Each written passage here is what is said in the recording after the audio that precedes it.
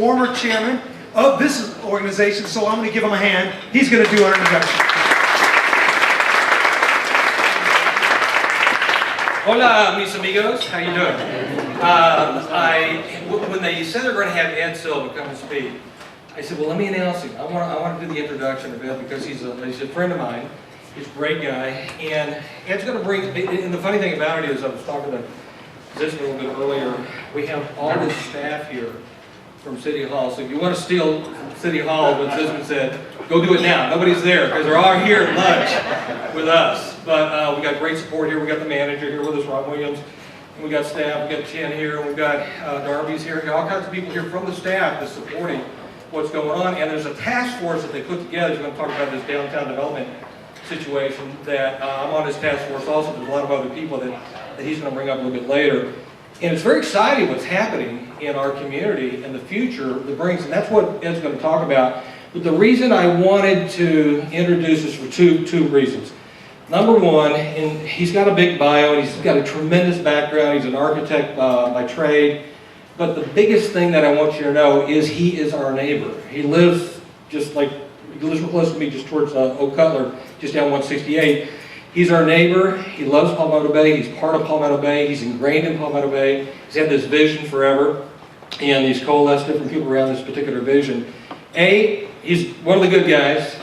B, I'm supporting this particular thing. Now, the Palmetto Bay, I'm not on the board here anymore at the Palmetto Bay Business Association, so I only speak for myself. But the thing is, I really think there's a great opportunity, so I really want to encourage you to listen to our speaker today. And let's give him, and I'm not sure if you're used to a lot of public speaking, so we're going to really encourage him on. So would you give a big warm welcome to Ed Silva.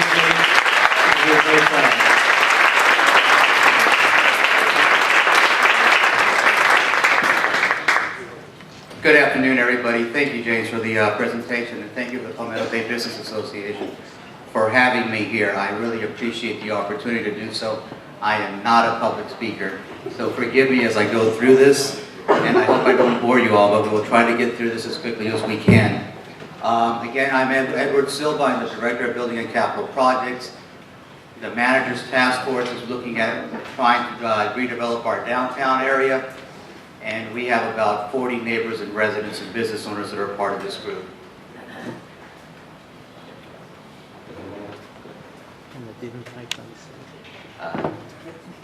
Okay, the first, there we go.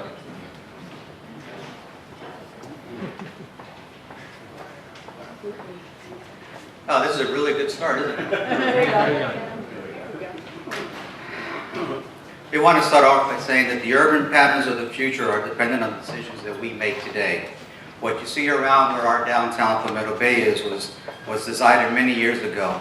And as we go forward and develop the blueprints for the future, one question that we all need to ask ourselves is, what is it that we want to see, and what kind of a downtown do we want? Additionally, do we want to continue to support the level of services that we have, or we be okay with raising the millage rate?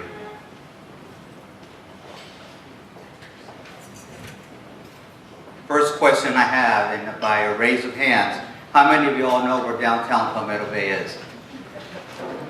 Out of the ones that know where downtown Palmetto Bay is, how many of you shopped there in the last 6 months? So would you all agree that our downtown,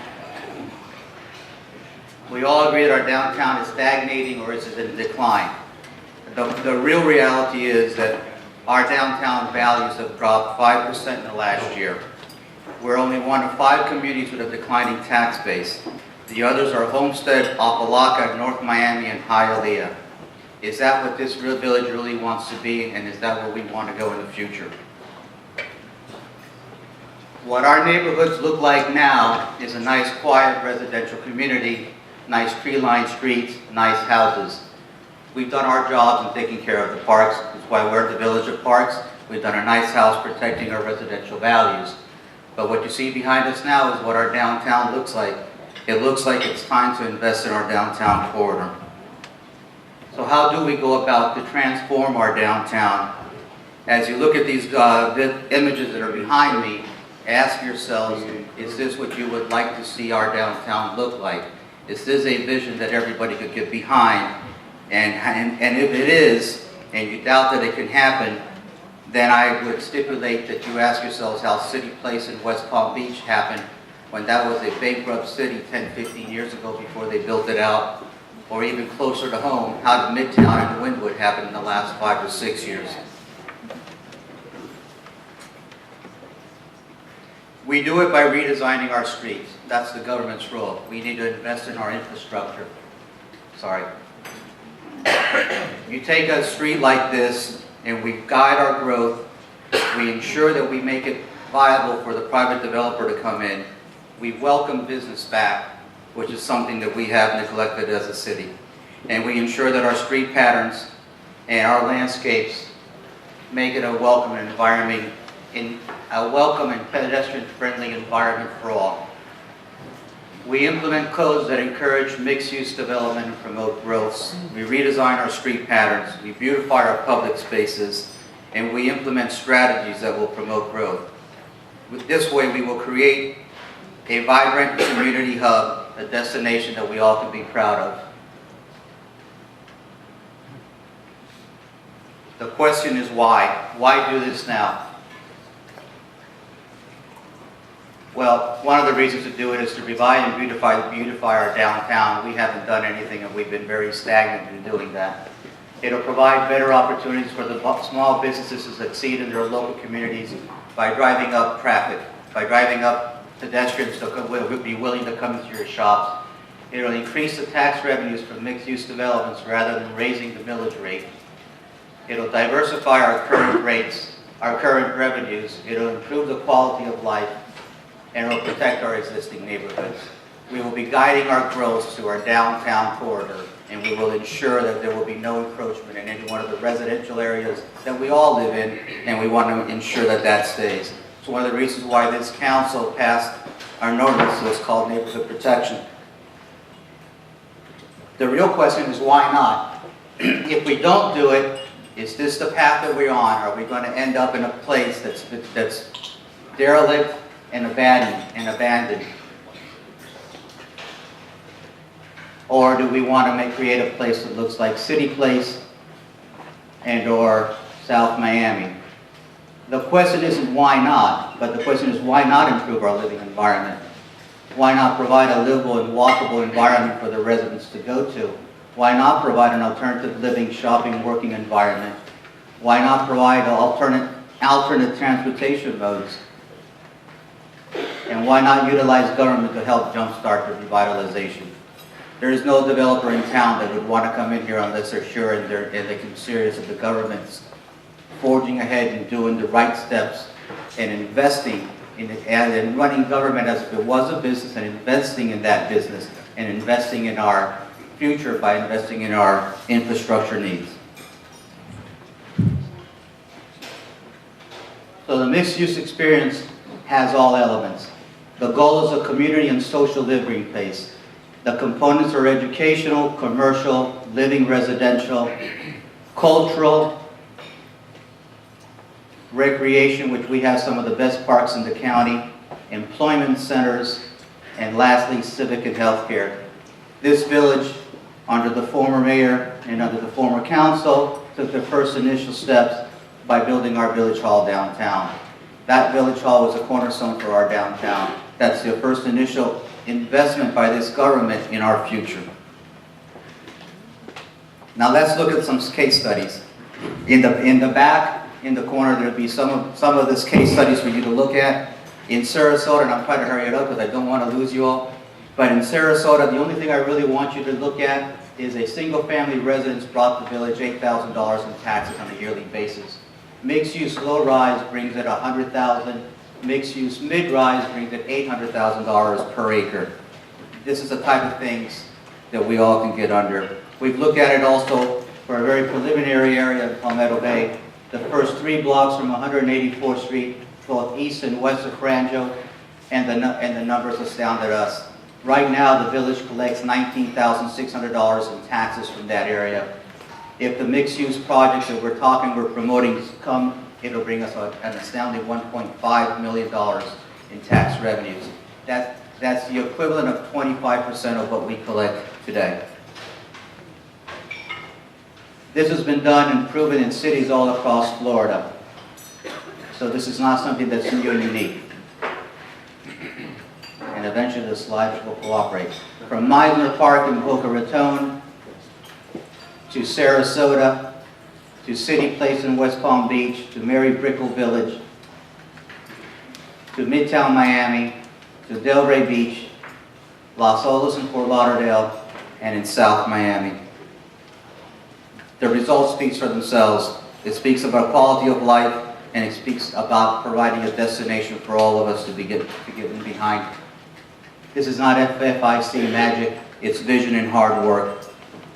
A diverse task force of over 40 mostly Palmetto Bay residents of architects, engineers, planners, landscape architects, developers, business owners, real estate agents, and bankers.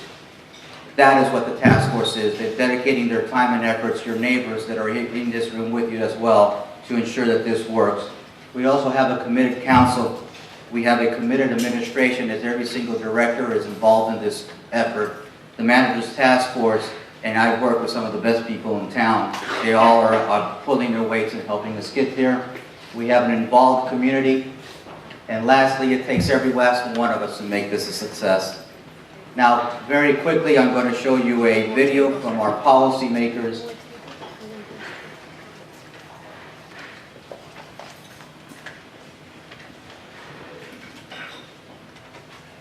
All 5 of our council members very recently gave a video. I'm going to let it play so that you can hear it in their own words how they support the downtown.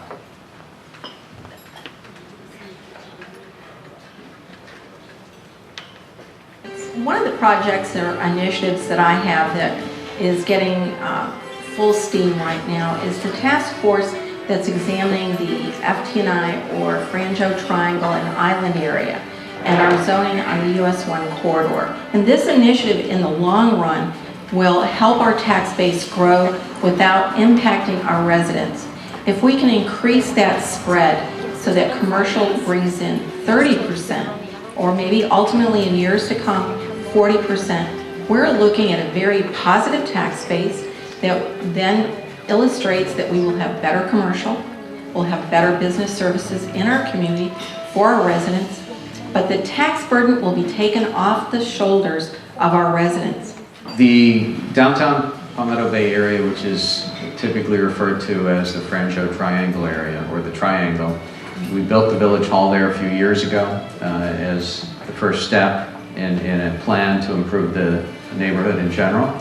And there's been a major effort among the village staff to put together plans to try to move that to the next level. And as a new council member, I'm a little more privy to some of the behind the scenes work in that area, and we'll see how the community receives the notion of investing in the Franjo Triangle area. I believe that would be beneficial to the community if the investment is made principally by the private sector and not funded by the Palmetto Bay taxpayers. And what we're talking about is enhancing an area, an underdeveloped area that is going to need a significant amount of capital investment, and I would prefer, my personal preference is not to put the taxpayers' money at risk behind that. So if the plan makes sense, we should be able to attract private sector funding and capital dollars for that project. There's a task force right now that is looking at downtown Palmetto Bay, which would be near where our city hall is. I believe one day that, and I hope that's the case, that we can, that can be developed in a public-private partnership to enhance the area. I really think it's needed down there. The infrastructure is there, or the infrastructure is going in. I would also like to see other areas right here on Oak Cutler, if that was possible, where we could have family restaurants and a little more activity. But granted, most of the business and the infrastructure where we can put this would be near City Hall. And that would be a natural recurring theme there, with Palmetto Bay Park right there, City Hall, we have Miami Children's Hospital right there. And to enhance that area down the road would be very beneficial, and we need the involvement of all our, so not just the council, but of all our citizens. We've also got a business district. And our business district is extremely important because what it does is it provides services and products To the residents of Palmetto Bay, the plans have been put forth and they've been part of what they call the Frangio Triangle. My feeling, and something I've expressed, is let's step back, let's wind back a little bit, and let's focus on the area. And let's go to the individuals that have skin in the game. Let's go to the individuals that actually own properties in the Frangio Triangle that are there for specific reasons, whether it's the residents, whether it's businesses, whether it's the property and landowners. They're there for a specific reason. Why don't we go back and reach out to them as a village government and ask them to come in and give us their thoughts on what's going to make that area successful. Now, we do now have a committee that's in place. That think tank, which is a group of residents, business owners that have come together, is called the Palmetto Bay Downtown Redevelopment Task Force. And that's working in connection with the building department and other staff members. And with all those components coming together, staff, residents that are both business and the homeowners, all that coming together is going to provide a wealth of great ideas for us, the council members, to be able to help come up with the rules, the regulations, the ordinances, whatever is necessary to allow their ideas to turn the Frangio Triangle into a prosperous area. A second thing that I'm very interested in Palmetto Bay achieving is a walkable downtown area around our village hall. I think it would be wonderful for all of us to have some nice shops and restaurants with outdoor dining so that we could create more of a center for our village and a place for people to gather. It's important for there to be a gathering point so that people can get to know each other better and to share ideas about the direction and the things that they would like to see all of us moving toward in our village. As you can see, we have unanimous support of our council to go forward with this task force and to develop these ideas and bring these recommendations to them at a future date. And again, to reiterate, our vision is to create a vibrant, inviting live, work, play downtown for Palmetto Bay through our task force. Our task force is comprised of 4 different groups: planning and architecture, landscape and infrastructure, marketing and business incentives, and funding and finance. At this time, I'd like to have all the task force members that are in the room stand up.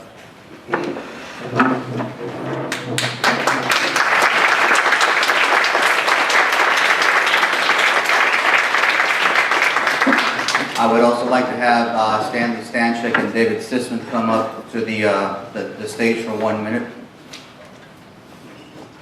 What we're going to do and what we have here that we're going to be unveiling is a very preliminary mass model just to show what it could look like in the future. It's very rudimentary and it's got a ways to go. We're going to allow David Sisman, who is the chairman of the Planning and Zoning subgroup, to give a few words.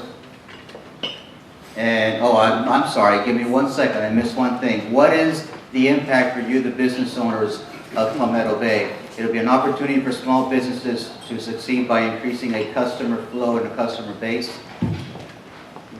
Attractive and walkable downtown that'll attract people to live in the area and visit often. It'll encourage development through FFIC. It'll be guiding growth within the downtown area and keeping it out of the neighborhoods. It will increase potential for private investment. It'll create jobs. It'll make sure that the residents are reinvesting in their own community rather than neighborhood areas. And our tax base will grow and better services the community at large. Our own internal projections shows that within the very near future, if we don't do something, our reserves will be depleted.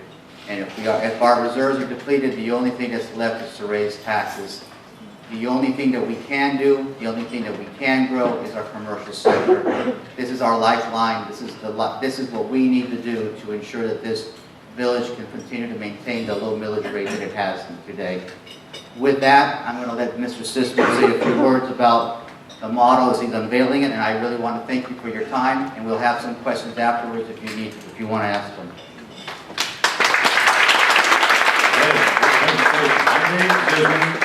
about 6 months ago, Ed called me and said, would you like to be on a task force to redevelop downtown Palmetto Bay?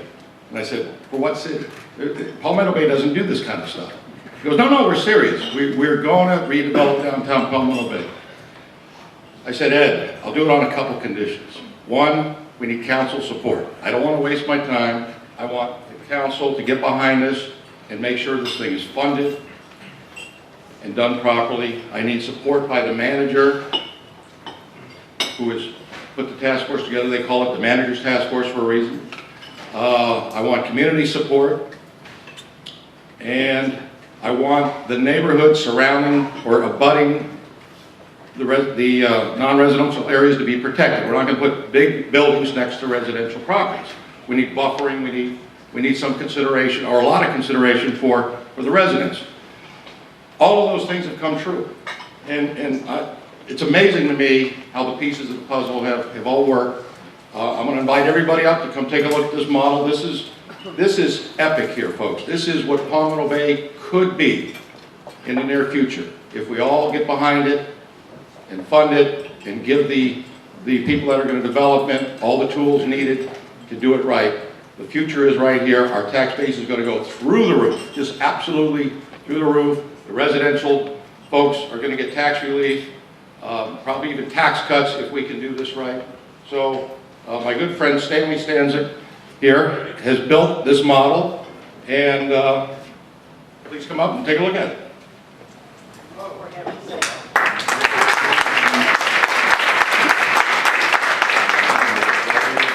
This is, over here is where Village Hall currently is. Yeah. Come on up. As you come up, remember this is just a very preliminary. We haven't gone very far.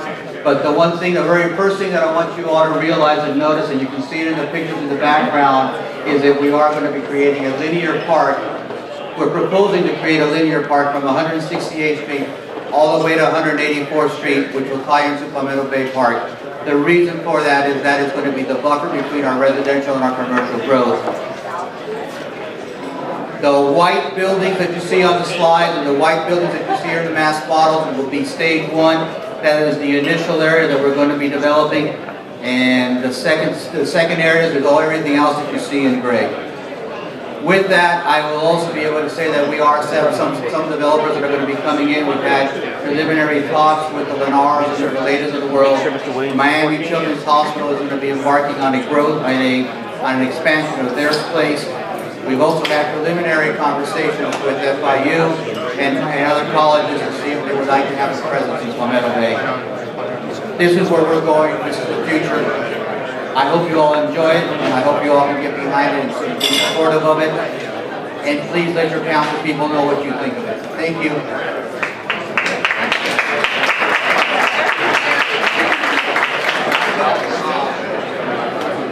One last thing, I'm going to be around with the microphone. If anybody has any questions, we'll be more than glad to answer them.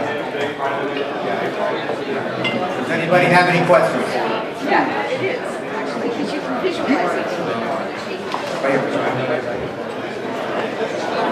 All right, folks, we're gonna try to get some questions and answers. So if we still have a few little details we want to cover, so please pay attention to the question and to the answer.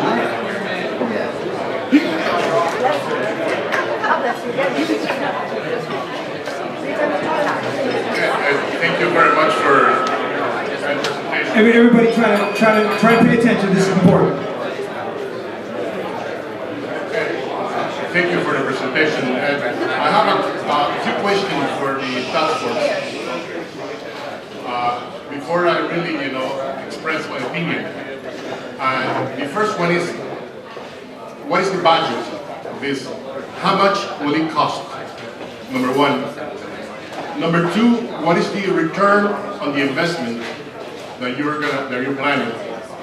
And third, it will be if you have state or federal help to build. Let's start them off one at a time. What our initial investment, Oscar, what our initial investment is the infrastructure. We're entrusted to make sure that the streets work the right way. We're entrusted to make sure that we take the traffic from point A to point B. We're trying to do livable, walkable streets, and I think Cal, if you can bring this on the microphone so that you can answer some of the streets that we're looking at. Our initial thing is basically infrastructure. This is going to be mostly private developers that will be coming in here and buying up land and doing what they need to be doing. So our investment is basically to get it going, to grease the wheels so that builders and developers understand that we mean business, that we're inviting them into Palmetto Bay, that we want to have, instead of having a door that says we're closed, have a door that says we're open, please come into Palmetto Bay and work with us. Your second question was, what's the ROI?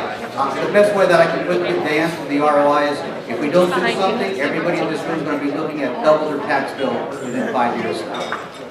If you do this, your tax rate is going to stay the same as it is, if not be lower. Right now, our ad valorem taxes basically they don't even cover what we pay our police staff right now. Within 5 years, our deficit would be so high that every employee in Palmetto Bay would have to be fired and we still would deficit. So the ROI for us is a higher return from the commercial base. But for the businesses that are in this room, if you're paying more for taxes, that means that you're successful, that means that the area is prospering. And the third one on federal and state grants, we are actively looking into trying to go after some federal and state grants. In fact, there's a GOB bond issue that's kind of sitting around Miami-Dade County that we're actively pursuing right now, and we'll be pursuing other avenues of that. Lou, do you want to talk about the streets? Lucheon knows this architect. I happen to be a homeowner here, and my business is in Palmetto Bay. I'm not from outside of the community. In response to the question that I had heard, one of the things that a key element I thought that you should know is we are working heavily on the impact of the traffic in the area of the downtown district will be affected, and how to make it a more viable area to enter and want to come to. We're doing that with landscaping investigation, infrastructure investigation. We have 4 different committees that are set up. I'm part of, well, Ed had already pointed that out, I'm part of the infrastructure committee. And we're in the infancy of everything. We don't have the answers to this whole thing, but our committees have been gathering for the last 3 months.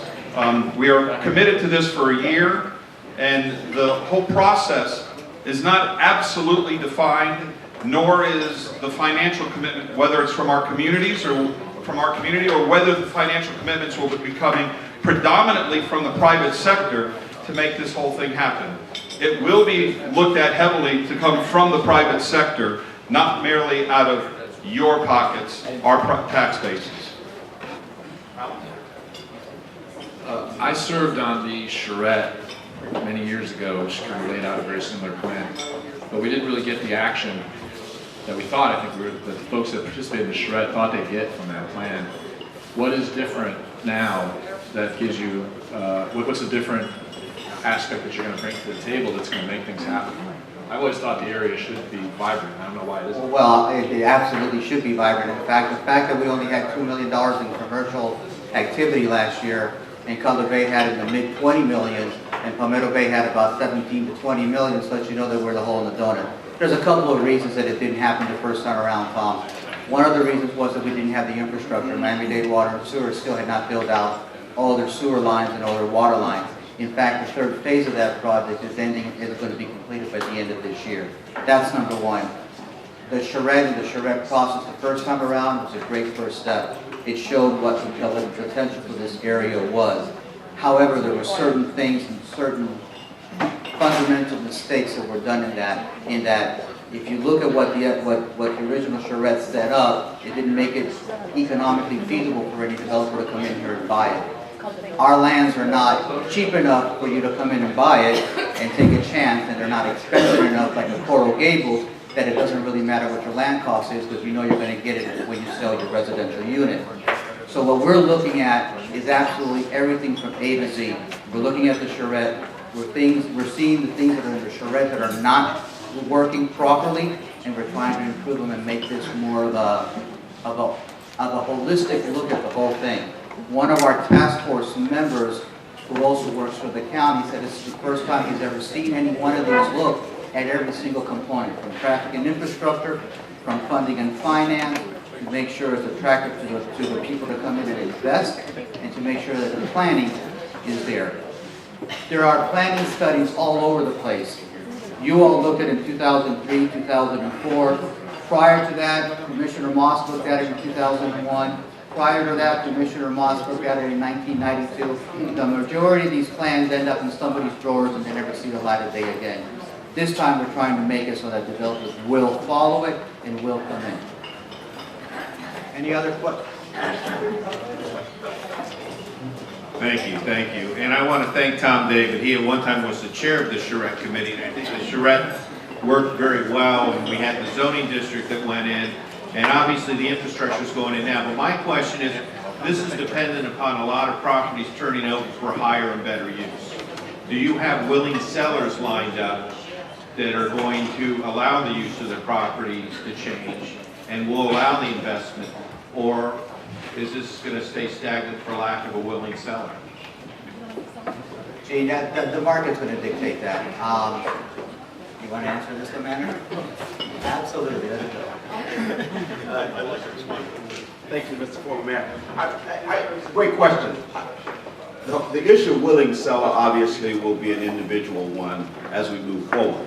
But our role is to provide the appropriate incentives to bring the necessary pieces together so that that possible willing seller will be able to look at the entire picture and say, this makes sense, I want to be a part of it, I can benefit from it, I can grow from it. And probably the bigger picture than that is my community can grow from it. So if we take some of the pieces and move them out of the way and sort of help that potential seller understand the total impact and its benefit to all, we think they'll help.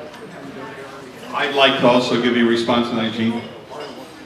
Ed was very wise when he solicited those of us that are participating in this committee, that he got many of the property owners on this committee participating, and so they know what's going on, and they're showing interest in what's happening here, and I think that was a very wise move that he had done that. I've had one other question, and if I can coax somebody to give me the answer, I will. They asked what FFIC is, Stanley. I want you to respond to what FFIC is. You get to do it. Yes. One of the problems that has occurred in development from, the baby boom time until now are very rigid codes. What you can do and what you can't do. Setbacks, FARs, and et cetera, et cetera. Well, one of the first tasks that we did as a group, and everybody got involved in this, is decide how can we encourage people to actually participate in the process, whether it be related, Lennar, private developers, homeowners, whatever. And one of the things we came up with was FFIC. It stands for Freeform Incentive Code. We will be more than happy as a government entity, this is one of the things we've talked about, trade off things, such as we want a linear park, we want to buffer the residential areas, we want more parks, we want more open space. Well, the only place you're going to take it from is the developer. So the developer says, okay, what do I get in return? And what you get in return is probably an increase in the floor area ratio. And where's Darby? Darby and I have talked about how we encourage this. We're still having a discussion on it. Maybe you give a person another 1 floor or 2 floors to make up for what he gives us as the village, to make the village a little bit better place to live. Every floor in a reasonable mid-rise building is about $1 million profit for a developer. And if you can think about those terminology and how to do that, he gives up a strip of land that's worth $1 million. He's entitled to have something in equal value for that, giving up, for relinquishing that portion of his property. And it's only one issue I'm bringing up. It's going to be other issues too about setbacks and stepping the building back and things of that. Again, in recapping, so that you all can enjoy your desserts and get out of here in time. What we're looking at, again, is everything from A to Z.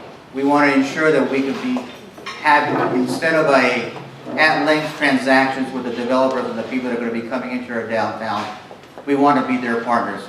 We want to make sure that it's all about the quality of life. At the end of the day, we want to make sure that what we have here is a place that we all can be proud of, and we invite everybody's participation. Go to our website, look at our meetings, come to our meetings, volunteer to join. We always are having turnover in these task force groups. We need everybody's involvement. This is our village. What it looks like 20, 30 years ago is the decisions that we're going to be making today. So with that, I want to thank everybody for their attention. Before everybody goes, please understand something. Ed did not emphasize it enough, and I really want to. We need everybody's input. This is not a one-man show. This is not a council show. This is everybody. This is where we live. This is where we work. We've raised 3 beautiful children here. We've lost a son-in-law, stuff like that, but this is our village. This model depicts a fluid, dynamic entity that will change depending upon what you all want and what your inputs are. We have taken, I don't know how you say this, an extreme position. We've gone across the road even, because in case you haven't realized it, Mr. Moss has already had a study done on what he wants to do with Homestead Ave. It involves 14 and 15 story buildings. We need to coordinate with them. We need to be able to have it as a dynamic village. So this is, again, fluid, ongoing. There's nothing locked in stone. We would really love to have everybody's input. Thank you. Let's give him a hand. Thank you so much, Ed. Thank you, guys. I'm a part of the task force as well, and I want to encourage you guys, man. Ed is willing to talk, he's willing to listen, and man, this is exciting because this is our village, and the decisions that we make today are going to have an impact in the future. So we need to think about that. Think about what this means for the future of Palmetto Bay. And so Ed is willing to talk. When we're done, he'll be around, he'll have some opportunities to ask, you'll have some opportunities to answer some questions from him. I want to introduce a couple of other people. This is Diane Adams. She's representing Chamber South, so we wanted to give her a hand as well.